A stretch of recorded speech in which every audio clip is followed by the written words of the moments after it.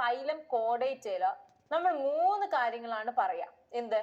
Phylum കോഡേറ്റനെ 3 subphyla ആക്കാന്ന് പറഞ്ഞിട്ടുണ്ട്. അതൊക്കെ എല്ലാവർക്കും അറിയണതാണ്. Urochordata, cephalochordata and vertebrata. ഇതിൽ ആർക്കും ഡൗട്ട് ഇല്ല.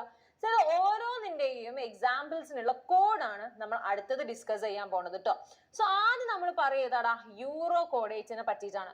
സോ യൂറോ കോഡേറ്റില് നമ്മൾ മെയിൻ ആയിട്ട് പറയണത് എന്താ അറിയോ? 3 എക്സാമ്പിൾസ് ആണ്. ഒന്ന് അസീഡിയ, സൽപ്പ, ഡോളിയോളം. ഇത് പഠിക്കാൻ ചിലപ്പോൾ വളരെ ഈസി ആയിരിക്കും കുറച്ച് വിഭാഗം ആൾക്കാർ. പക്ഷെ ഓൺ ദി അതർ ഹാൻഡ് മറ്റൊരു വിഭാഗം ആൾക്കാർക്ക് കുറച്ച് ഡിഫിക്കൽട്ട് ആയിരിക്കും. സോ അവർക്ക് വേണ്ടിയിട്ട് ഞാൻ ഒരു കോഡ് പറയാം. എടാ, യൂറോപ്പില്